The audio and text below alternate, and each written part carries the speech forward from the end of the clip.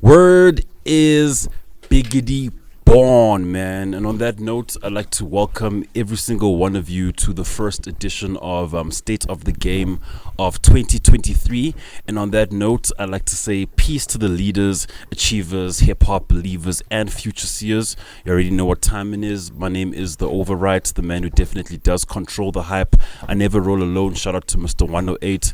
I see Mr. God Diablo in the cut as well. Shout out to Mfundo. Shout out to Biggs Mo. They're coming through and all that, but it's all good because we stay moving. So now in terms of like guests and all that, man, State of the Game is a platform that speaks to all kind of guests, particularly those that are doing the most within their respective fields. And which better way or which better special guest to have than this gentleman that we got going on right now. So now this dude, my introduction to him was through a lady called Rebecca.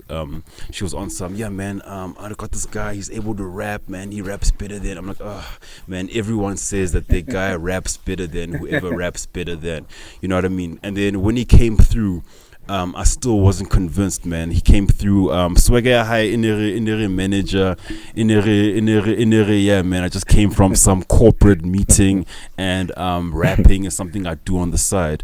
And then when this guy actually like opened his mouth and rapped, like the opening bars, bro, literally took me because now I remember playing like a commercial trap like beat, and the way this man climbed on that beat, it like literally threw my head off my shoulders, you know what I mean? And then I was like, okay, cool, let me play another beat for this man, see if if that's not his only rhyme. And he came through, killed it again. And in that time I spent with him, he showed he was a complete MC. You know, he can jump on different kinds of sounds and touch on different topics as well, which is very important. And that also, I could say, like, the rest of the country also like saw what I saw and all that, man. And without any further ado, man, I know there's like two people in the studio and all that, man, but can we make some noise for Mr. Jimmy Landrose? yeah. Yo, Mr. Landrose, how you doing, sir? Quite an intro, man. Thank you so much for that, dude. Like I've been working on intros, and like sometimes I think the best intro is literally speaking from like your heart and your experience, so to speak, man, just so that like it's not these bullshit ass podcasts with bullshit ass topics and all that, you know what I mean? And man, you literally did what I said, man, and even more and all that, man. So can we get started, bro? Like Jimmy Landrose, and I already know what you're gonna say for this question. You're gonna be like, nah, like I'm at a point where people don't like introduce where I don't introduce myself anymore. You're really supposed to know, but I'm Jimmy Landrose with so yeah, man, who's Jimmy Landrose, man? So just to correct you a bit there, yes, sir. It's rather Landrose. Yeah. Oh yeah. Okay. I call him Jimmy Landrose with the mad flows. Yo, absolutely. Man, your niggas think you froggy, bro. Just something tadpoles, man. I had a rhyme scheme there. You had it ready there, man. Yes, sir. Nah, absolutely, man. The name is Landrose all the way from 1632, 1685. Yeah. Yo, man, just a young kid, started rapping in 2010. Started as a hobby, but after seeing the impact, you know, you started realizing, okay, this is just bigger than me. You know, it's no longer just doing it for myself, but also for the people around me. Yeah, man, it's given me life. It's given me purpose. It has saved me from a lot of things. And fast forward over a decade, I'm out here, man, where people actually acknowledge me and respect me for actually living up to it since I was a kid. So, and staying consistent with it. You know, I've had some times where I was just, you know, going on a hiatus and coming back, but it's like right now I fully understand why it is called a gift.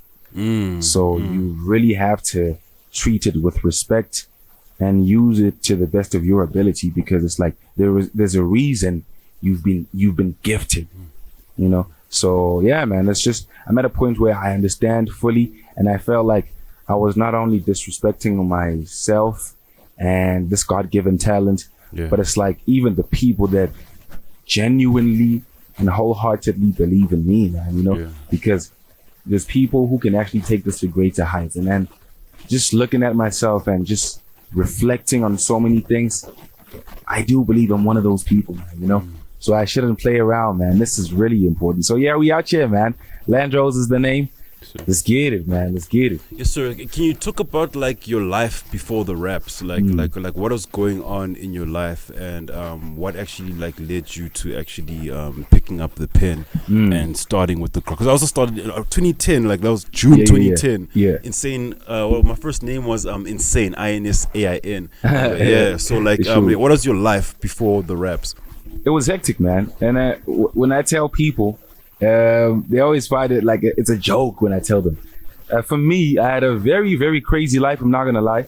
I came from a household where we were abused, domestic violence, and also I was a troublesome kid. But also understanding right now as I've grown with you, I come from a place and a household that was filled with violence, and that comes from a guy we used to live with who was my mom's partner at the time. He used to abuse both of us, and it wasn't really, it was hectic. But then again, seeing that I was a kid, I didn't know how to channel that anger.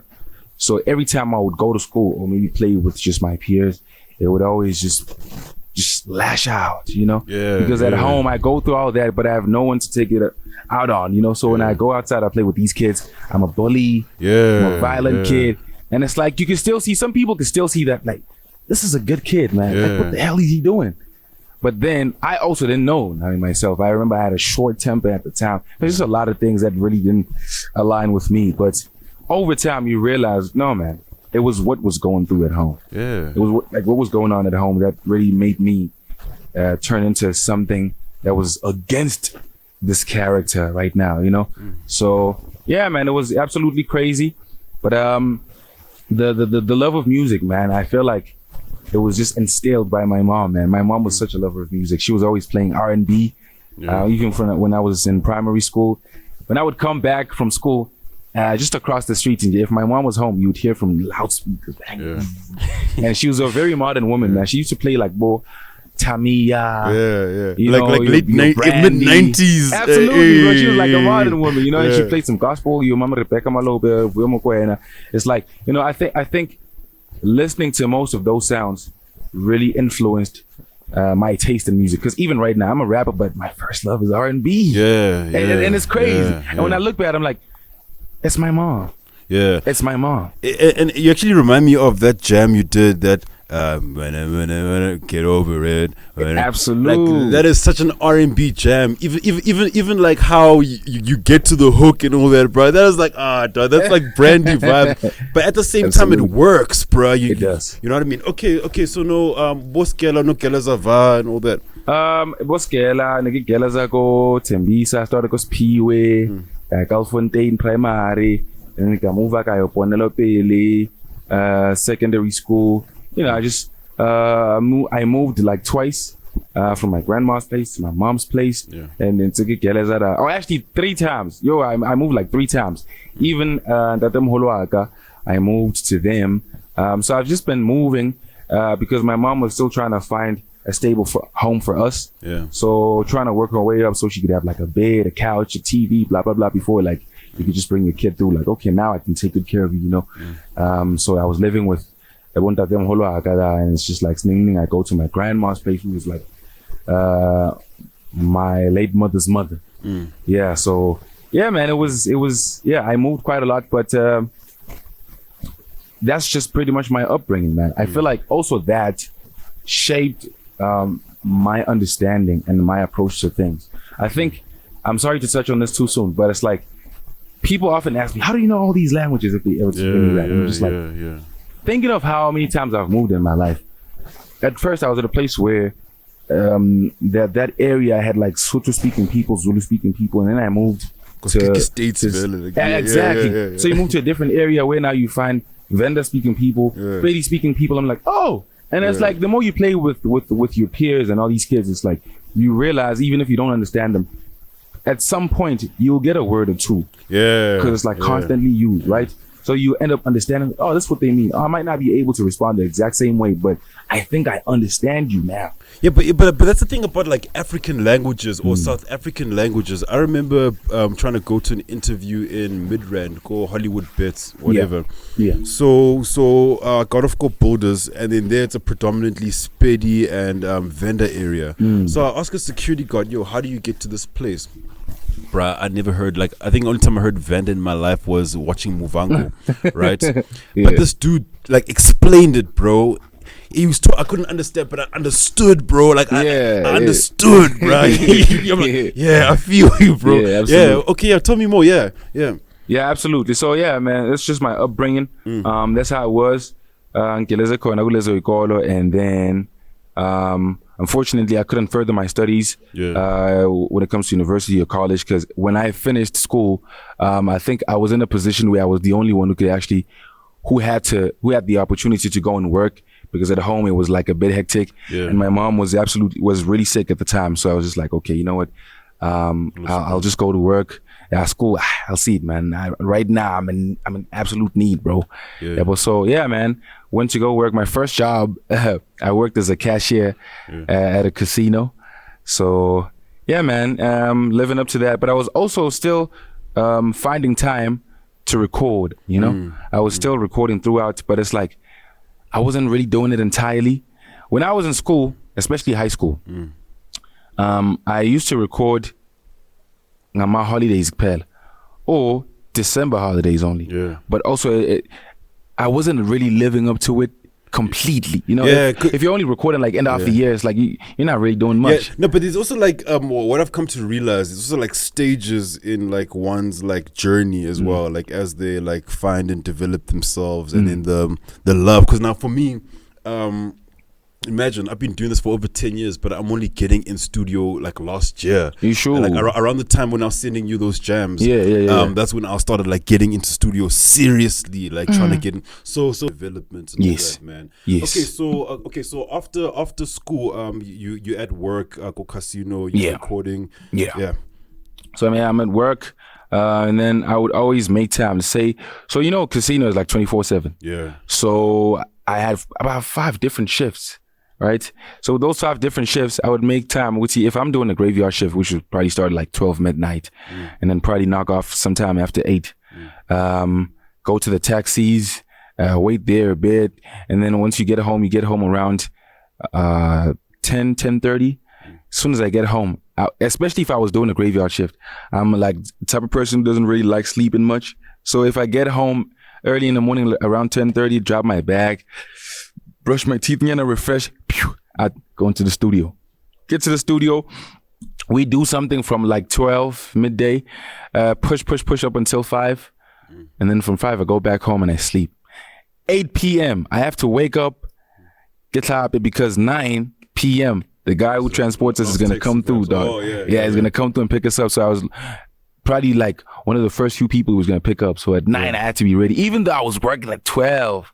So it was just like that. And I would always do that, even if I was working day shift. As soon as I knock off, the only problem is that sometimes when you knock off around day shift, it's just too much. So you wait there until when you get back home, it's like 7 p.m. I'm like, nah, there's no chance. There's no chance. So there'd be specific days where I'm able to go to the studio, and other days where I'm like, okay, not today. Today. And like your crew and all that, because now in hip hop generally, right? You create your, like God Diablon, right? We're in the same crew since 2013 because we was in the same cipher. You know what I mean? So like, how did you find like your crew? Like how did it begin? How did you meet your producer? And how did you guys develop that bond and chemistry? So with me, I started off with some guy called Lexo. He was the first guy to actually give me like my first recording shot at his studio, because I think he asked me a question if I could rap, and I was like, yeah, I can rap. And he was like, he had a studio at the time, and this was in 2010. And then he's like, okay, cool. So let me give you a beat. go right to it and come back tomorrow. And like, okay, cool, give me a beat. So I came back and I wrote something and I delivered. I remember I was just like, yo, still shy, still nervous, still blah, blah, blah. But it's like, I think I was a friend of his younger brother. Yeah. So at that time, whenever I come to him, I think I was just always rapping. Yeah. So you could probably spot, it's okay, this kid could probably rap, you know? And he's like, I'm just not sure if he can actually do it if I were to give him a beat. Yeah. And I was like, nah, give me the beats and then I'll try it. And then he gave me the beat, went home with it, came back the following day, knocked it out the park, and that was just it, man. That was my first song that I'd recorded at Lex Rock. Remember your rhymes? It was slobby as hell, bro. It was bad as hell. And this is just to encourage. Yeah, and this is crazy, but this is just to encourage people that look at me now and think, yo, this guy's fire. Yeah, bro, yeah. I started off whack as hell. Like super, super whack. There's guys that are starting out now and they starting off on a pretty good note. Way better than me when I started. Yeah, but and they got vocab. And absolutely, absolutely. You know, it's just now our approach here too will always be different because it's like there'll be something about me that is just way too different from everyone else. You know, so yo, man, the first I think I still remember the first few lines, but damn it, it's just bad. It's bad. It's really bad. So I remember it was like, yo, this is my town, and I was. Really, dog. Yeah. It doesn't have to be the first few lines, but the first line. But I'm like, yo, this is my town. And I was born and created in this town. I take my chick to the club, we're going down. Yeah. And I'm just like, and then I skipped a few lines, and then I was like, she got a booty, she's a cutie, she's so sexy, so flexy. I never met a chick that's so tasty, amazing. We got a lot in common. She's a stripper, I'm a freak. I was looking for my girl and she was playing hide and seek. Blah, blah, blah, blah, blah, blah, blah. So I think for me, it was just a matter of just trying to rhyme than actually making sense. Yeah. Cause I didn't know much at the time. I was like, okay, I'll just try and rhyme, you know? Just those rhymes here and there. Maybe it'll sound nice. But I remember listening to it. It's just like, dog, like a homie of mine sent me some stuff I did in 2013. Yeah. Like cringe, dog. Like cringe, dog. Like I wasn't even flowing on that shit, dog. Like, my gosh, dude. No, but I hear you, bro. Okay, so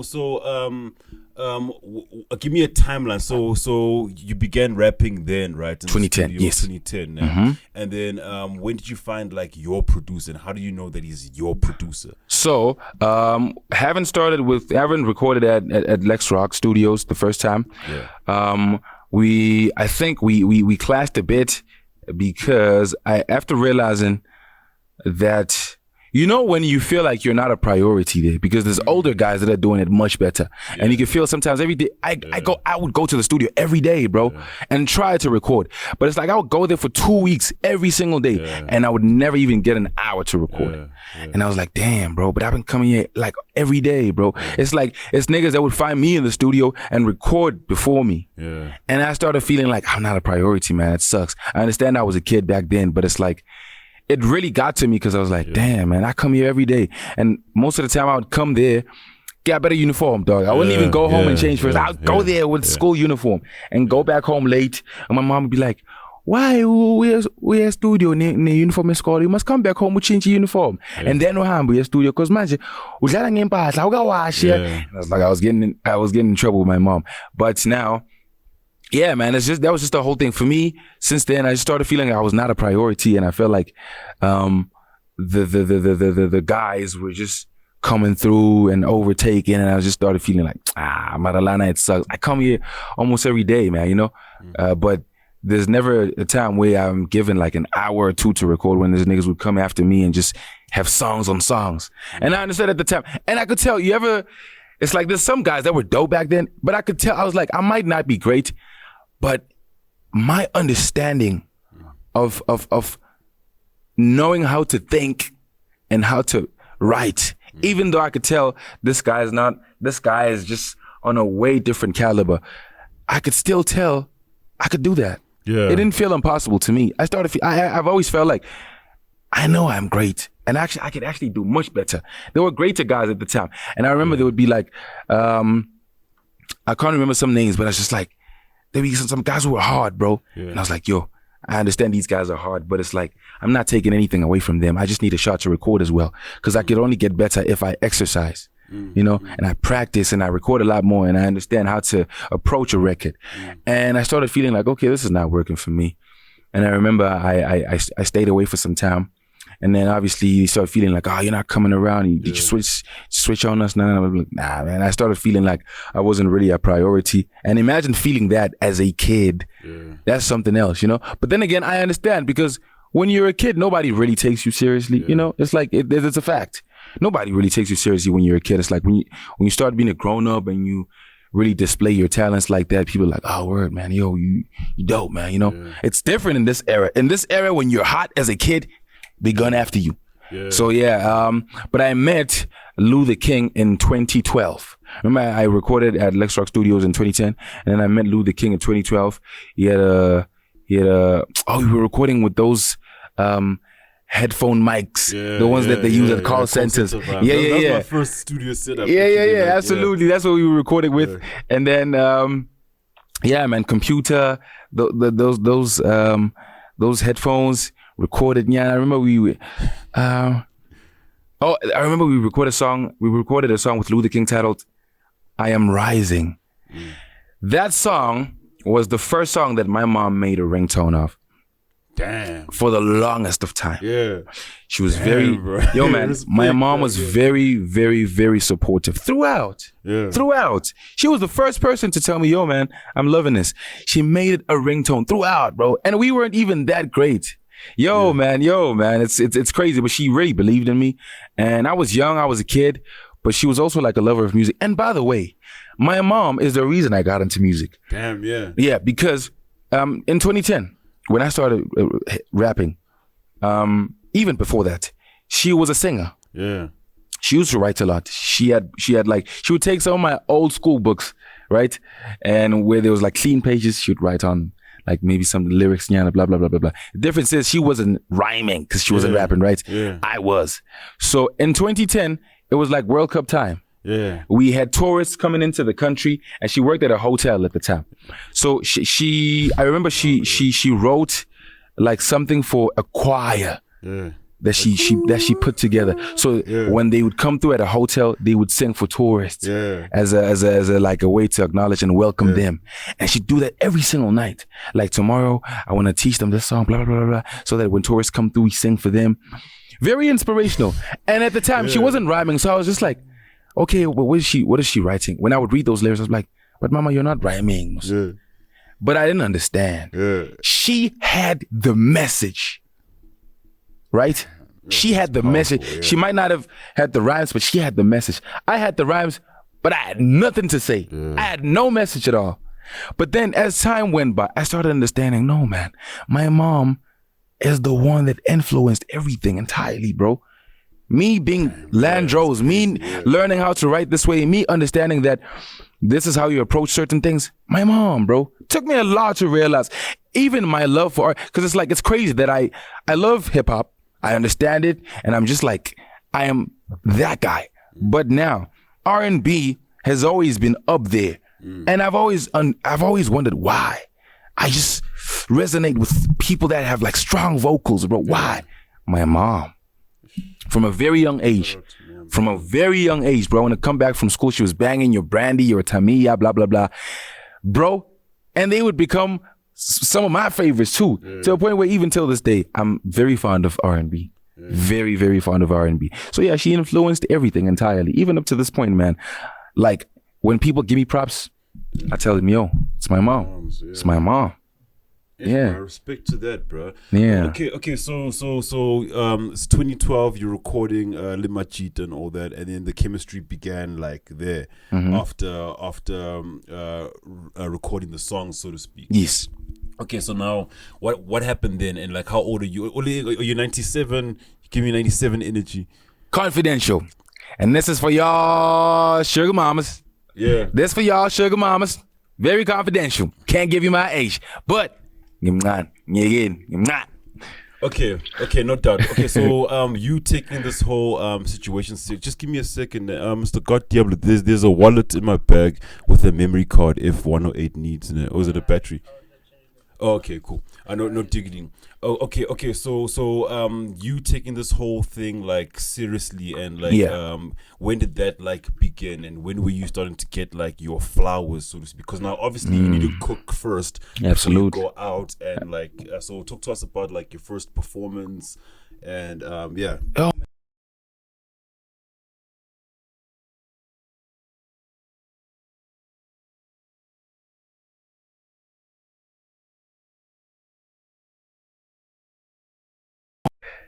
Okay. yeah. We put speakers up there and microphones. We were just like performing on top of a truck, bro. Well, people obviously you know how high a truck is, Yeah, and it's like we'd be up there and people would be down there just looking at us and cheering, blah blah blah blah blah. That's the first time, and I was performing with the guys from Lex Rock. Yeah. I can't remember when, and it's so sad that we actually lost that footage. It would have been golden right now. Yo, it would have been dope, man.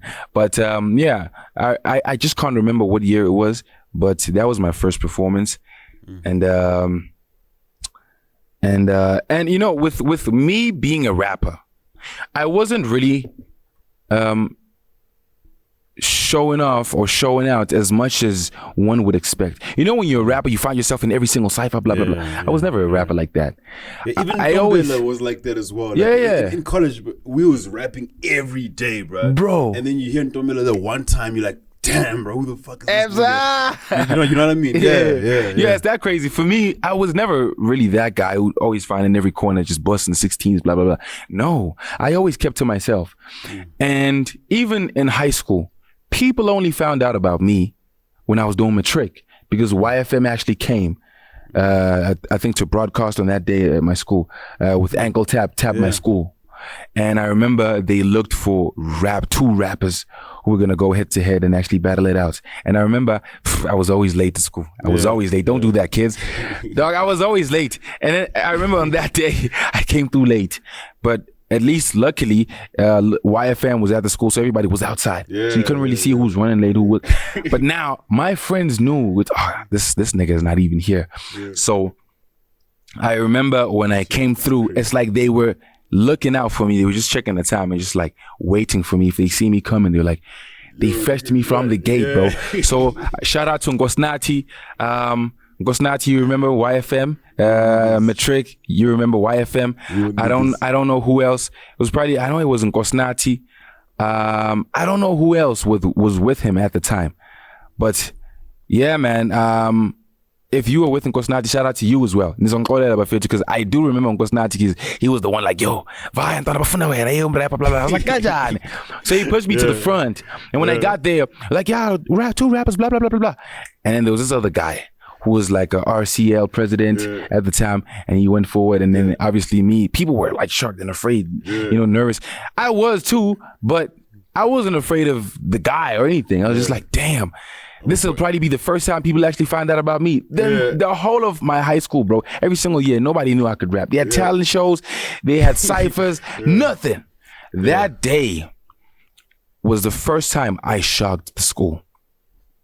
It's just so sad that we don't have the footage from that day. I had it, but I lost it. But we have pictures from that day. That was the first time people heard me rapping, and the entire school went buck. I remember I was dating this hot ass girl back then. Bro, I was dating this hot ass girl. Yo, man, rest in peace to her. Out of respect, I'm not gonna mention her name, but yo, yeah, man, I was seeing her at the time, and we had some issues. Like we weren't seeing eye to eye. It was just like, you know, a time where you start going through a phase, and you're like, I couldn't go to matric dance, and then. She was, I was, and obviously she felt like maybe I'm not trying to, you know, but it's like situations at home were different, you know. I couldn't, and then it was a situation where she probably went with someone else, and then I was like, okay, obviously they started vibing out from there. So me, I was like slowly coming out. I was like, it's cool, you know. So and I'm a very understanding nigga. I'm not one to go out and fight over another nigga winning because he could afford certain things. I was like, it's cool, man. It's okay. But that day, I made such that day, bro. YFM came out. Oh, I remember. I think I spat like 48 bars. Yeah. And then I remember I had the entire school going wild. It's like, whoa, yo, this guy. Let me tell you. And then they gave us like a couple of hampers, like, yo, shout out for representing. That day, every single girl, even those that would look down on me, the same girls that were sleeping on me were the same girls trying to sleep with me. That day, bro, the same girls that were sleeping on me were the same girls trying to sleep with me, and that's crazy. Damn, bro, it was wild, man. It was absolutely wild, and that was where I realized, man, it's a gift. Like you have a bro. gift, I could see that girl that I was dating back then, like going through a moment where she was like, damn, I missed out. I made a mistake. I made a big mistake, but I'm not gonna focus on that. But she was a very good person. I think we were both young. We were all young, and at the time, I think it was just a matter of going for the one that could afford to fulfill that need at that time. You know, as kids, it's like you will always go for the one with the most candy. Yeah.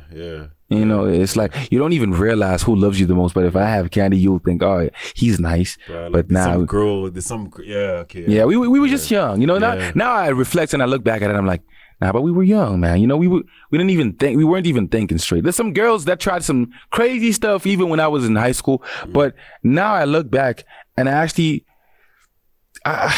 bro, there's not a girl that I haven't forgiven if they did me wrong. And even now, when I come across people that I did dirty, remember I told you at a certain point in my life I was a bully, I was a bad kid. Some of them, when I see them now, I let them know what I was going through and I apologize, just to put them at ease and really make them understand where I come from, you know. And I was very young. We were all young. If you were in high school and you did some crazy shit, you were very young, bro. I can't really, like, bro, for a person that's below 21, you're very young. Very young. You don't even know what you're doing. You might think you're smart as hell. You have no idea what you're doing. You know? So it was just impacting and absolutely what your actions, who your actions affect and all that type of stuff, you know? So now that I'm grown, dog, it's like I'm able to, when I see other people, I'm able to reach out to them and be like, yo, I remember I used to do such and such to you. I'm not happy. I don't have a nice recollection of that. So I genuinely apologize because right now I'm a totally different person. I do not condone any of those things that I did, and I truly, truly apologize. If it means anything to you, I just want to tell you, I truly apologize for giving you a hard time. I was young, I was dumb, I was going through a lot, and you didn't deserve that. I just didn't have a proper way to channel that, all that I was going through, and just, you know, yeah, man, it was just bad. And my apology really puts some at ease. I've seen it. I've seen it. Even at this age, bro. If I am to come across you and I know I remember giving you a hard time, I will do that. I will apologize. And it means a lot to people. Yeah, like even with the tables turned as well, man. Like when people like bully you as well, and then you meet them 10 years. Like I'm from Benoni, man. Yeah. So I went to Benoni in December, and then there was some house party, and then I saw some of my bullies, bro, and I was like, shit, bro. And then obviously, like, they haven't seen me for such a long time now. I'm this person, quote unquote. And then they're like, yo, bro, like, dude, like, whatever I put you through. And then that also, because now when I saw him, like, fuck that nigga, bro. Like, bro. but then when they come up to you, like, yo, bro, sorry, man. Like, yeah, I put you through some shit, whatever, bro. Like, I see you doing the most right now, man. I'm proud of you, big. So, like, I understand what you're saying, bro. You know what I mean, man? Yeah. I mean, look, personally, I'll tell you this. The best apology is changing yourself. The best apology is changing yourself. If you did people dirty, the best apology is changing yourself. You understand? There's some people that might not want you back in their lives and they might not want anything to do with you. But the best apology is changing yourself. Yeah, man, that's some. Yeah, I understand. Right? It's like if you were a bully. I mean, I've had my fair share of bullying people, but also there's people that bullied me as well. Yeah. A lot of people, like it's a cycle. Like, and it's crazy that now what made you bully was those niggas. Absolutely, and now it's crazy. Everybody that bullied me is somewhat intimidated by me. Yeah. I see it right now. Yeah. And it's guys I can face right now. I'm like, bro, you better not try nothing right now. Right? It's gonna go down. You understand? Even the guy that used to abuse me and my mom. Yeah. Crazy because he's still alive right now. And that's like, man, you know, I used to grow up with so much anger, and there was a time where I felt like when I grow up, I'm gonna do something terrible to this guy. Yeah. And it's crazy.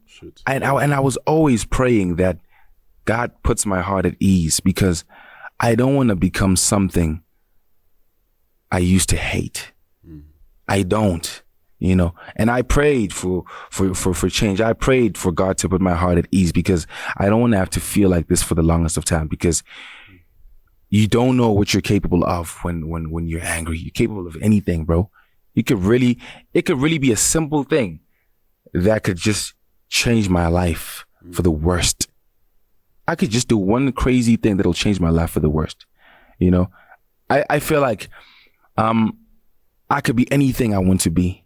Right now, I'm looking at a bright future, bro. I am walking towards it. And I can see it, bro. And I can see the light, bro. I can see so many things. I can see myself changing the lives of many and putting them in positions and in places they never imagined. But I'm not about to ruin that, because I still hold a grudge. So even this recent song I dropped, sorry to divert a bit, I was like, farewell to my past traumas and all the times they put me through the worst. Yeah. Yeah, bro. For my peace and my sanity, I can't hold a grudge, so I just had to let go. Go. Hey. Go. Champagne for all the wounds that never heal, but right now they can't hurt me. This the end of the road for you. I told myself I'll never break down before I break this generational curse. Dude, first, sorry to divulge even, man. Yeah. Why the fuck are they hating on you, bro? Why is the game like, bro, you the hardest person to ignore, bro, right now, bro? Like, why are they acting like they're not seeing you, bro? It's not that they don't see you. It's not that they don't see you. I feel personally they are watching. As fuck, bro. If honestly, I can see you, bro, they can. No. I can tell you, I went to the South African Hip Hop Awards. The amount of respect I received there was insane. It felt like I was nominated or I had won an award or something. And it's crazy because there's a lot of people I never thought knew me, because I've never seen them on social media even dapping me up. Like, yo, we see you, brother. Keep doing your thing. Shout out. Even just a simple comment. I ain't seen nobody. But I bump into them in person and they show me nothing but great respect. And I was even shocked. I'm not even going to mention names, but I was shocked because it's like, guys, I don't see y'all. I don't see y'all showing me love on these streets. That's why I always thought you guys probably don't know me. And I'm always working so damn hard because I believe nobody knows me. Yeah. I'm working as hard because people don't know me. But it's crazy. I've learned that you can't measure your own impact. You can't measure your own impact. You might think you're not where you're supposed to be, but you can't measure your own impact. You understand? They're watching. They see you. They don't have to tell you, but they do see you. So I absolutely understand. And also, not to come off with the big head energy. I think also when you're gunning for greatness, you do intimidate a lot of people. Yeah. They might not want to say, but you do. When you gun for greatness, you do intimidate a lot of people, and you're not going to have it easy. Nobody that is like gold level has had it easy. Yeah. Guys have stood the test of time where people were doubting them or praying for their downfall. Yeah. And they've had to go through some beefs, go through some writer's block, go through a lot of situations, bro. And also like dealing with life, because now go through because now you have these dreams, these aspirations and all that, man, but then now this whole thing, life will pay like going through it every day, you know, like I'm listening to your story right now and I'm like, yo, bro, Jimmy actually, bro, he's been through it, and that's what's shaping and molding you to become like the person you are today. Yeah, absolutely, man, absolutely. It's like, it's crazy, bro. So when you just look at it, you're like, listen, man, we don't approach situations the same way. My background just my upbringing really shaped me. You understand? It really shaped me. That's like growing up in a household where I had a single mom my entire life, even when she had her partner who was very abusive, but he didn't contribute nothing. You understand? It was just wild. It was just crazy. But like throughout my life, okay, I'm not going to speak about this, but let me just say, just looking at the life that we lived, she was the only one holding it down entirely, every single time, with everything. And I think with me growing up, I think I grew to understand, Uguti, I have a lot to bless my mom with. Unfortunately, God just gave her a quick call, so she couldn't really stay here for long. But I just understood, Uguti, I'm in a position where the only person that could actually take good care of this woman is me. She hadn't been through so much. Even the men that came into her life, they didn't see the type of woman they had. It's so crazy. Like, dog, my mom was like a diamond, bro. A diamond, bro. That's probably a lot of people that feel like that about their moms. But I could tell you, in my personal experience, bro, my mom was the best. Everything I am right now is because of my mom. How people say I articulate myself, how I write, how I think, blah, blah, blah, blah. She done taught me a lot, bro. I remember when I was in preschool, even grade 1, my mom, when she was at home, like I said, mang figure every day from school, I couldn't go out and play before reading a couple pages from comic books. She'd make me read a few pages from comic books. And then after reading, if I ever get a word wrong, she will tell me, no, pronounce it this way. Okay, carry on, try reading. She was making me practice, bro. So it's like each and every day when I come back from school and I find her there, I'd have to read a couple pages before I could go out and play. And she exercised that until she saw that now I'm able to read. And that really helped me. When I got to your grade 2, I remember when I moved from my grandma's place, the first thing we do when we get in class, blah, blah, blah, they want you guys to read. Bro, I saw 90% of the kids going through hell because they couldn't read. And I was like, what do you mean? This is easy. But no, we don't come from the same background. We don't come from the same households. My mom wasn't even book smart. She was just a smart person in general. She wasn't even book smart, but she understood her strengths and weaknesses. And she could also like see like, okay, my son's going to be this kind of person. So we understand. At least, she understood her strengths and her weaknesses. She wasn't book smart, but she wanted me to be book smart. So that just speaks volumes about the type of mother you have, bro. She showed up in every single aspect. The person I am right now today, I'm always thankful to my mom because there's not a thing. I don't have no chip on my shoulder over nothing. My upbringing was absolutely perfect. She didn't give me a whole lot of love. Even going through the abuse that we both went through because of that partner that she had at the time. Dog, the only thing that kept me sane was my mom, bro. My mom. So we don't take such things for granted. We don't. Yeah, but so it's just the upbringing, man. It's like how I was raised. Everything. It's like even me, just apart from just who I am as Landrose, me as Ubonga, as a person, the person I am was entirely shaped by my mom. So now creatively, obviously, she also played a part. If I didn't know how to read at that time, I won. And also like where were you gonna be? Because now like everything is a seed. Absolutely. You know what I mean? So if certain seeds aren't planted at a certain time, absolutely, bro. Yeah. So she shaped me entirely, bro. I'm on a journey, on a path to greatness, man. And it's like I don't know how long that'll take, because only God knows. But I tell you, man, lang hamba kona manje giyakanya because from a very young age. You understand? So I take none of it for granted. Always thankful. Dog, my gratitude exceeds everything. Exceeds everything. I look back and I'm just like, I'm always thankful. No diggity, bro. And like, can we talk about like the music, man? Like the projects and all that, man. I know last year you dropped Pieces of a Man. How was that received? What was the thinking? First of all, the concept, the thinking around it, and then the plan to push it, and how it was received. Yes. So, with Pieces of Myself, the project. Pieces of Myself. But you're right though when you said Pieces of the Man, the man. But man, with Pieces of Myself, it wasn't really much to it. It was just me giving people pieces of myself in the music.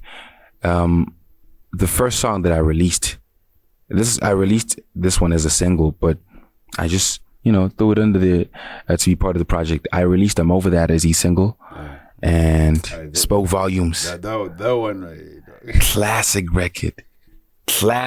Fire record, bro. Like I see the 7 languages situation, bro. The new national anthem. I see that, bro.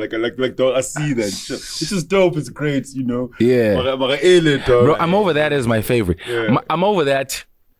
I feel like will always be my favorite. And now I just dropped Farewell. Yeah. And I feel it's giving me the same feeling as I'm Over That. And I find myself repeating it a lot more. A lot more. I hardly play my own music, but I will play that record. Those 2 records, they live with me. And it's because I knew exactly when I approached them. When I told both the producers, Lou the King produced I'm Over That. Shout out to Lou the King. He's the guy that put up with you that day. Yeah. Same producer I've been working with since 2012. Shout out to him, man. Amazing producer. Same guy that produced even the new national anthem that was trending in 2020. And same guy. Same dude on your TikTok. Like I was about to jump on one of your challenges, actually. Your TikTok challenge. Yeah. The cash challenge. Were you rapping about cash? Yes, you go into cash. Because I just got into that shit. You know what I'm saying? So like I saw your video. Like, oh shit. So it's the same guy. Absolutely. Absolutely. And that's the song. Shout out. Please go get Ucash featuring me, Overyt, and Landy. It's out. Yo, man. I started working with Lou the King in 2012. So he produced I'm Over That. I remember I had an idea of how I wanted the song to sound, and I tell him, yo, Ofentse, I need it to sound like blah, blah, blah, blah, blah, blah, blah. I think he sent me a couple of attempts. I was like, nah, I will tell you as soon as you get it right. And he understands me very well. Like if I have an idea, I produce in my head and I tell him what sounds I need. And if he can pull those off and I tell him, bro, we got one. Before we even record, I will tell you we got one. Same as Farewell. Beats by Danny produced it. Big shout out to Beats by Danny B. Bro, I remember Danny sent me a pack, and I was like, listen, this is the sound I'm looking for. And then he sent me some options. I was like, nah. I told him I picked one day. I was like, if we can make a similar beat but with such and such and such and such, we will have one. He sent it through, and I was like, listen, my guy, we got one. Bro, I can hear it in my head. I just need to explain it to you. And if you can really pull it off like that, I promise you, we got one. Like we got one. And it's crazy because I can hear it even without writing it. I can hear how I'm gonna approach the record, and it's absolutely crazy. So yeah, man, it's crazy. But yeah, bringing it back to Pieces of Myself, it was just me giving people pieces of myself through the music. There's I'm Over That, obviously, speaking about the things I got over from every single thing I went through, breakups. If my ex cheated on me, then I'm over that. If the fans ain't supporting me, I'm over that. If my fam ain't supporting me, I'm over that. If them folks do me dirty, then I'm over that. Every single thing that I went through, and I felt like, man, just put me through a lot. I'm over that, man. You can't break me, man. I got a lot of things to be happy and excited about, So every single thing that y'all think y'all putting me through, I'm over that, bro. So it was just slowly working on it, and it was actually crazy because we recorded that in 2 weeks. The project, in 2 weeks. And also, I don't recommend that, and I'll tell you why. Music is not something you should rush. It's not a project I'm happy about, but it's like, hence I didn't put it out. It was just like a mixtape. I wanted to give it out to people. Also, I was in a position where I needed something to boost myself and the people around me financially, because we were going through a lot. And the one thing I know I'm capable of doing is music. Yeah. You know, so I had to record it. Hence, I didn't put it on streaming platforms because streams don't make money. Yeah. So I sold it via email and WhatsApp. Yeah, I remember, and you're pushing it for like a clip or yes, $100. Yeah. So people can support. You know, if people really love and appreciate my music, I was like, yo, come get a copy. It's $100. Yeah. You know, and I actually sold a couple of copies where at least we were able to get a couple things done. Yeah. I remember we were booking a spot. I owed a lot of people back then, but then again, I knew I was gonna pay them back because I have people to support me. So if I managed to sell, managed to pay everybody back, we managed to balance a few things, and there's a few people that showed up for me, man. But yeah, we were in a position where we were actually able to, we didn't pull it off successfully, but we were able to finish it off. We were able to finish it off, and then as a project, it might not be a solid project, but for a project, 2 weeks, there's some solid records there, bro. I'm not sure if you've heard some of the songs, but the first song being I'm Over That, you can imagine. You can imagine. Pulled it off completely, you know? So, yeah, man, it was just me giving people pieces of myself because it wasn't really me entirely. So I had to title it Pieces of Myself, because even with the raps, I knew I can go harder. I just didn't give myself enough time to think and write properly. So I was just like doing quick, wrap it up. We have to sell this because we're in but now, out of the respect of the art and the people that support me, I take my time with things, but I am productive as well now. Demand, like managing the demand, because now I remember, okay, Sharp, I met you there at Massive and all that, man. And then like couple of weeks later, now everyone's talking about Jimmy Landrose and all that. So now, how do you like manage that demand? Because now niggas were demanding Jimmy Landrose. Yeah. Landrose. Yeah, absolutely. Look, man, you deal with people that come across you and suddenly feel entitled to certain things because maybe they know you. Sometimes it's friends. Yeah. Feel like, yeah, boy, yeah, man, it's a spot. Nah, nigga, it's a spot. I've been working by myself this whole damn time. When y'all see this crazy hype. And this hype ain't even the beginning. But you wouldn't know because you're not putting in the same effort as me. You're not putting in the same work as me. So with me, I don't do friendships on music. The only way for you to become a friend of mine, you have to go just as hard. Work. So I know we're gunning for the same pie. You understand? Not your pie. Nah, don't come for my pie, nigga. I've been working by myself and the people around me. You understand? So if you're gonna come through thinking I'm gonna put you on, nobody can put you on. You don't see me, you don't know me off of someone else. I've had the pleasure of working with Reason Caesar Alakine. I've had the pleasure of working with King Monada. I've worked with Robot Boy, Tyler, ICU, you name them. But you can't say any of those people put me on. Hell no, those people found me doing crazy numbers. They found me doing damage. And everybody that comes to me is still gonna find me doing damage. You know why? I'm not looking for anybody else's hype. I don't need that. I will push my own work. I have my own identity to live up to. You understand? So I feel like people don't really understand that. They think I can make them somebody in the game. What you mean, bro? I'm trying to make my name. I'm trying to make a name for myself. I can't put you on, bro. Nobody can put you on. When fans fall in love with me and my music, they fall in love with me and my music. It's like they don't give a damn what you bro. I could post myself right now and you'll see the numbers. And tomorrow I post you, you will see now people are here for me. If they come to me, they want to see me, not you. So it's like, even if I try and put you on, they can't directly now start becoming your fans. It doesn't work that way, bro. You have to give them something to become fans.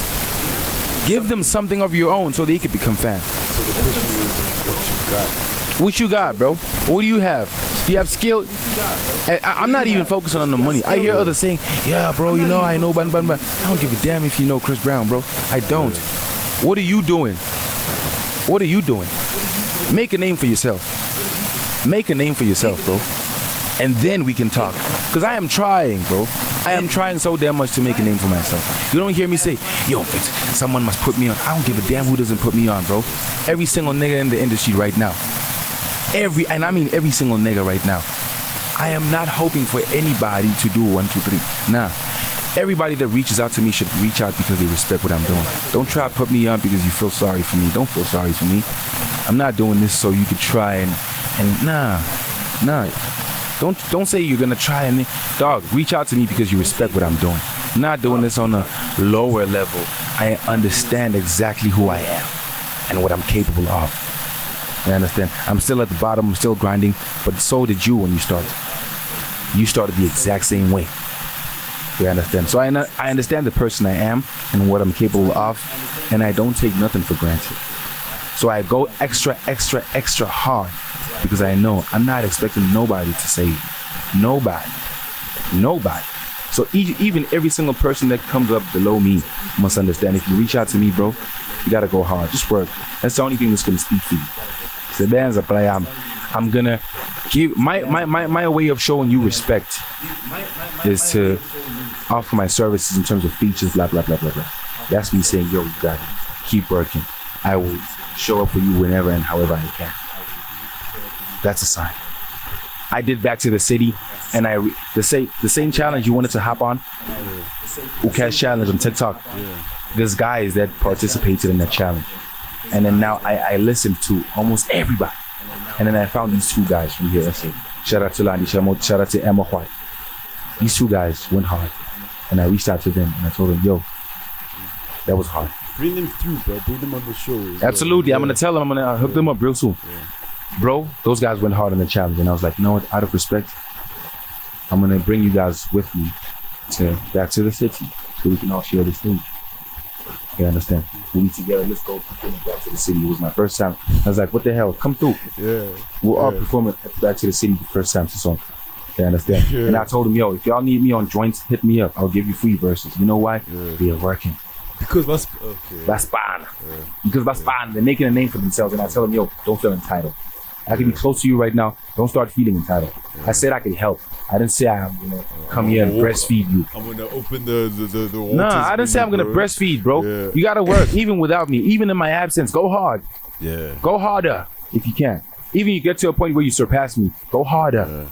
I'm not here to babysit you, bro. I'm gonna give you what I can and help you where I can, but also with guy space and chest on more. You have to see now which is push ganja. Because if you have this easy, you will easily fall off. You will easily fall off. So yeah, that's what it is, man. That's what it is. Bro. Okay, so you've dropped Farewell now. Yes. The reception, like I remember tripping when I first. Thing is, like the tripping, like I don't trip anymore. Like I expect it now. You know, like that's the bar you said. Sure. So how's the reception so far, and what's 2023 looking like for Landrose? 2023 is looking beautiful, man. Oh my goodness. It is looking beautiful. And very, very productive. Very productive. Look, I will tell you one thing you should know about me. In as much as you say, why are people, what do you say, people ignoring me? People act like they don't see me. These niggas are acting like they don't see you. I'll tell you this. I am one tough person to sleep on. Yeah. Nobody is sleeping on me. Nobody's sleeping on me. My biggest problem is that I am inconsistent. Yeah. And so many niggas will Pisces vibe. Absolute. Oh, god damn it. I am inconsistent. Yeah. I know. Yeah. I know exactly who I am and just how talented I am, but I've been inconsistent throughout the years. Yeah. That's why I'm not tripping when I see myself still being at the bottom waiting. Because I know I haven't put in that much work. Yeah. I'm just inconsistent. It's not like people sleeping on me. I've been inconsistent. And it's all my fault. Not nobody. It's been my fault. So right now, I understand exactly where I am and what I'm going to do and how I plan to approach things moving forward. But I can guarantee you a year of productivity, a year of just beautiful work. Listen, man, I will let the work speak for itself. Yeah. I'm not going to promise and speak about all these things that I don't know of, but I will tell you, the work will absolutely speak for itself. I guarantee you, it will speak for itself. I'm excited, man. We're still in Jan right now. I already dropped 3 jams, 3 new joints. Dropped some visuals to them as well. Music videos coming through pretty soon. Yeah. Just killed a a TikTok duet right now as well. It's been 2 days. It got over 1 million views right now. Yo, man, people are showing up from everywhere in the world. Yeah. And I mean everywhere in the world. People are showing up. And this is just for me to say, I've just been inconsistent. And I understand exactly who I am and what I'm capable of. But I've been inconsistent and I'm calling myself out. Nobody's sleeping on me. Nobody. It's just dependent on me. So when you see me in a certain place, just know. I'm sorry to divert a bit. I was at the SA Hip Hop Awards and someone was interviewing me. OG Sammy. Shout out OG Sammy. OG Masterclass. And he said to me, yo, shut up. It's good to see you here, man. Blah, blah, blah, blah, blah. So how do you think this year went by? Are you nominated? Blah, blah, blah. I was like, I'm not nominated. And I didn't even submit. And he's like, what? Why? And I was like, because. And he was like, yo, sorry to cut you. You dropped some new music. So why did you submit? I was like, yes, I dropped new music. But I like being honest with myself. The music I put out did not have that much impact. There's other kids that put in work, and I could see the impact it had. Not that I look down on myself, no. But you look at who's more deserving. You will know when it's your time. If I put in so much work this year and the impact goes super crazy, I just told you right now, I dropped the video in 2 days. It just reached over 1 million views. If I tell you that at some point I'm being acknowledged for that work, hell yeah, I'm going to take the props. Yeah. You see what it's doing. You see people from all over the world showing me love. Why would I say no? Why would I not want to see myself at a certain place? Because the impact spoke. The impact, bro. It's not about how dope you are. It's about impact. How many people are you touching? How much damage is your work doing? Like, and if we like, I feel like we as a collective SA hip hop gotta understand that Impact. Just because you're dope doesn't mean you're dope, bro. Doesn't mean you deserve everything Yeah, because you're dope. Nah, yeah. nah. Being dope It's the beginning. is not good enough. Yeah. Being dope is not good enough, bro. It is not good enough. Imagine that, bro. So all y'all dope guys, man, it's not good enough. I'm gonna tell you this maybe in a few seconds. Being good doesn't mean, or being good or being dope doesn't mean you deserve everything. Nice. In this day and age, being dope is not enough. You have to be incomparable. Being dope is cool, but it's not enough. You have to be incomparable. That way, you have your own identity and you have your own audience backing you up when you're incomparable. You understand? When people say Landrose, you suddenly think languages. Yeah. Suddenly think. That's when you're incomparable. That's Emo, what people easily emo think. raps as well, like Emo raps. Yeah, You got them, feel me? got them, yeah. Exactly. You think of someone who can say something right now and it'll touch you. Yeah. You understand? It's the impact you have on people. So just remember, being dope is not enough. In this day, if you really want to have an impact, be incomparable. That's everything you need. And don't think you deserve everything because you're dope. It doesn't work like that. You might rap better than everyone else, but if other people have more impact and they're touching more lives, they deserve it a lot more than you. That's what it's about. Impact. How many people are you touching? That's what it's about. We need to look at it that way. It doesn't matter just how great you are or how great at rapping you think you are. How many people are you touching? How many lives are you changing? If you can figure that out, since we're close compare, feel entitled. Yeah. Because you're not gonna say you deserve better than one band. They're not focusing on you. They're focusing on catering for their people. If you're not catering for yours, don't start thinking you deserve much. The fans will tell you if you deserve something. Yeah, absolutely. All right, man. So as we wrap up, bro, what's in the bag, bro? Like product placement and all Yo, that man, stuff. you know what time it is? Landrose merch, see your boy, man. Yeah. You see our shit? I got the clean merch, man. Clean merch. I'm not sure if you can see camera 1 over there, camera 2 over there. Yo, I'm not sure if you can see. Take a good look at it. Landrose merch directly from the boy. Hit me up. Instagram, TikTok, Twitter, Facebook, WhatsApp, 072-794-2363. I just gave you my personal number, man. But don't hit me up for no bullshit. Strictly merch and features, collabs, you name it. Be strict about the business. If you love what I'm doing, hit me up. Landrose _ on Instagram, Twitter, TikTok, Landrose on Facebook, Landrose on YouTube. Everywhere, man. Landrose. Okay, word up. Now, just before we wrap up, now, so are we pushing independent, probably, are we distribution deals, publishing? Absolutely. So personally, just like I said, I did mention that I'm the type of person who pushes without looking to be saved. Yeah. It's nice when good deals come your way. I've had some people reaching out to me, and this has been happening since 2020. So I just don't like putting myself in positions or making decisions that are not informed. Yeah. I need to make well-informed decisions. And I understand. I need to make informed decisions. I need to understand what I'm getting myself into. It's not to say I'm against labels. I'm just saying the more time I keep growing with what I'm doing, I begin to understand what is required of me and why you guys want to sign or want to offer such and such. You see business in me. You're not trying to save me. You're trying to make more money. And that's okay. It is business. It's fair. You understand? It's fair. It wouldn't come to me if they didn't see themselves making money. Not off of me, but let me say with me. Yeah. You understand? So now I'm not trying to get into a business with people not understanding what role I think I understand the role you're going to play, but now also understanding what is required of me throughout that process. And what I have to go through before I can be balanced. You understand? What I have to go through before I can be balanced. So it's not impossible. Doing it independently is not impossible, but it requires a lot.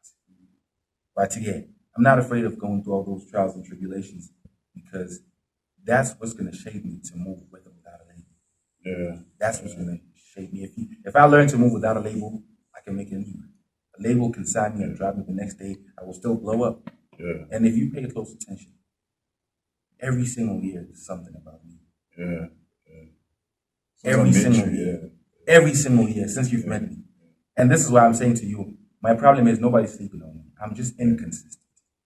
I understand exactly what I'm capable of. I can tell you right now, I can drop something right now and it will move. It will move. I'm just inconsistent. So I just need to work on that and the rest of the world will find out. Diggity, bro. So, what's your message to people coming up? And man, just like lost gems, bro. You've been gymming the whole freaking you've been gymming like you've been gymming, bro. Look at those arms, bro. Fuck. Hey man, we try, man. Dog, a few push-ups here and there, man. They try, bro. Don't play, push-ups bro. I promise you, bro. A couple push-ups here and there. Like that, dog. I tell you, I've been on an app, dog, this whole time, and I ain't seeing nothing. I'm just feeling my body. Yo, I wanna mention this for everybody, and I know this is not something that everybody will live up to, but it's things that I've realized, and I do feel they will also work for me. I'll mention a couple of things I'm aware of. Might not be everything because there's a young culture, but just the few points I'm gonna mention, especially for the guys that are coming up and trying to make living off of this thing. I'm not even there. I'm still at the bottom, but I'm learning now. And I want to share with people that genuinely are gunning for this. Take note of this. You are a brand, right? You're not just an artist. You are a brand. If you say you're a Landrose, you see what I'm doing with this merch. You see how this paperback is packaged, bro. I understand. You see how this looks. I could pull out the contents inside it. Uzobona isikipa sangaphakathi sine plastic. Kune plastic and then kune bag food. So it's like I'll speak about this. Don't sleep on your branding. Don't sleep on your branding. Treat yourself like a brand. And this is not to say I'm trying to kill your fun, but pay attention to what you consume. I know tonight as a youth we like going crazy, we like going wild. I'm not going to touch on so many habits, but I'm going to say pay attention to what you consume. And this is not to say, I'm not speaking about just the things you consume in terms of food, drinking, even the company you keep. Your diet is not what you eat. It's what you take in terms of energy, in terms of the books you read, in terms of the content you watch, in terms of even the food that you eat, obviously, the drinks that you drink. Pay attention to all those things. Ungabona abantu badla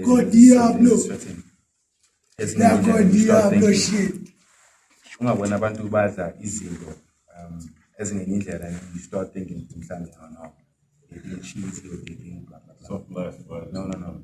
let's not make fun of it and call it so flat, blah blah blah. Let me tell you, it's people who understand Gucci, they are a brand, and when they take good care of themselves, they take care of anything and everything. Look after your face, because some of y'all could be good-looking people that could be models, could be anything, but you messed your face up by consuming bad things. You're slowly turning into something bad. Abanye Bantu, if you pay close attention, most girls who are more privileged, it's pretty girls. Girls that look nice always get the privilege of getting so many things. Even good looking gents, handsome gents, whether you're well built or you're just a pretty boy, people always show you love and respect you. You know why? Because you look after yourself. You take good care of yourself. When you say, yo, I'm gonna look at those arms, look at that. If I say a couple push ups here and there, ladies love that, right? Some ladies support me because they think I look good. To some, I'm handsome. To some, to some, I speak well. And then they hear my music. To some, I speak well. To some, I carry myself well. I am disciplined. To some, I am a good person. So don't sleep on that. When you treat yourself like a brand, respect yourself. Watch the company you keep. You understand? Watch what you consume from your content, what you watch, what you listen to, what you read,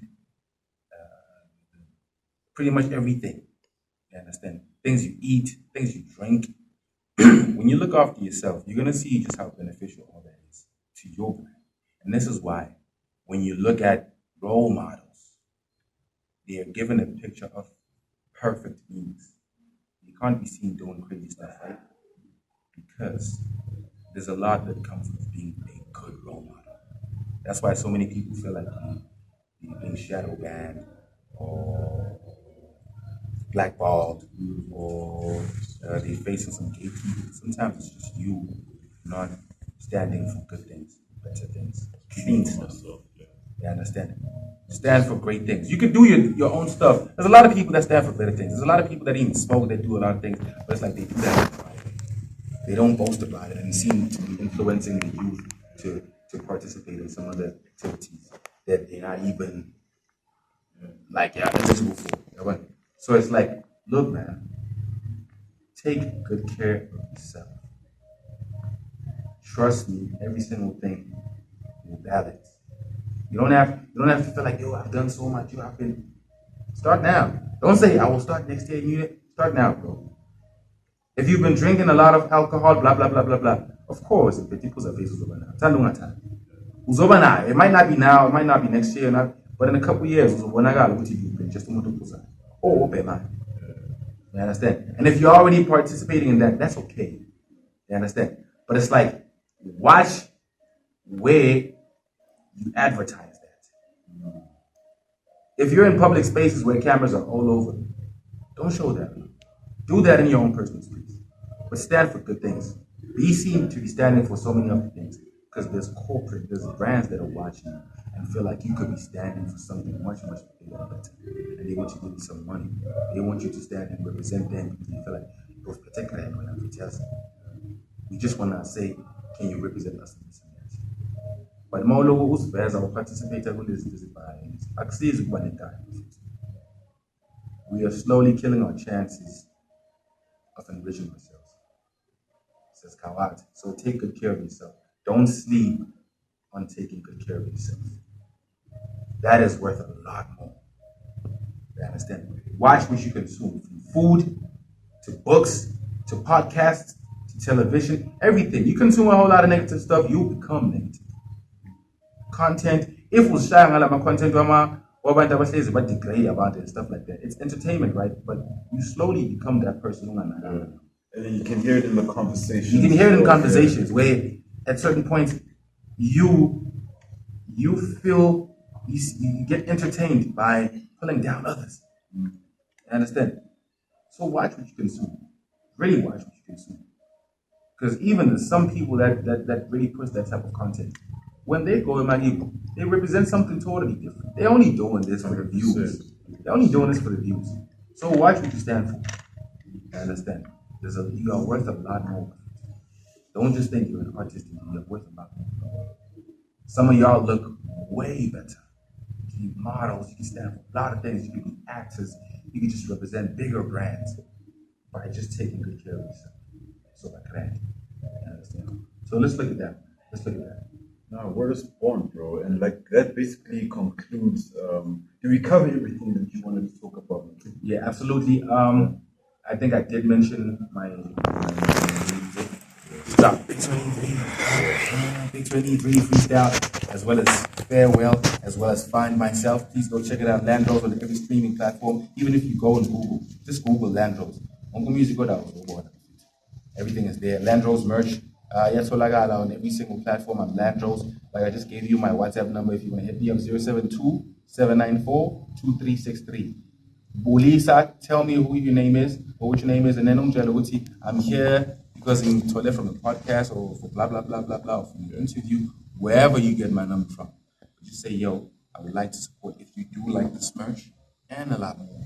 I've got pictures, I can send them through when you hit me up on WhatsApp. And yeah, man, more music, more visuals, more discipline. Yeah, I understand. More of everything good. More of everything good. Absolutely, absolutely. No, word is born, bro. So yeah, remember the name, man. Jimmy Landrose, man. Remember the name, Jimmy Landrose. Remember the name, Jimmy Landrose. Danko Landrose. Yo, man. What's this man's name? Landrose. There's a bit of a confusion. It's Landrose. Absolutely. Yeah, it's Landrose. What's the man's name? Landrose. Rose. Shout out. Yeah, Shout out. Big shout I out. call him. Well, he's the one that calls me Jimmy, so I'm out of it. Yeah, But yeah, yeah, even yeah. with the segment, you will see one second on the screen, Landrose. Landrose. Landrose. Yes, sir. So yeah, that basically concludes our session, bro. For State of the Game. Yeah, we saw the state of the game right now. This man is the game right now and all that, man. Issue. And just want to thank you for taking your time out, bro. And, Appreciate you, bro. and you know, bro, like for me, it's just like I already see you at your greatest, bro. Like I already see you, bro. Like so, like if whatever I can do to like support and facilitate platforms and whatnot, bro. Like yeah, please hit me up, bro. Absolutely, I appreciate that so much, man. I think you're one of the people that have been showing me love since we've known each other, and I absolutely appreciate that. And it's been real, man. You know, even just apart from just us showing up and having interviews here and there, but it's like it's real. Yeah. We talk music, we talk life, we talk approach and so many things. I respect you, and I respect what you're doing, and I appreciate you, fam, because you always make time for important moments for us to get some work done. So appreciate and respect, man. And I respect, man. Thank you, brother. Thank you so much, man. Word is born, man. Shout out to Mr. 108. Shout out to God Diablo, man. And yeah, man, that's the state of the game. Shout out Landrose. It's true. Know what time it is? Know it. Word up, man.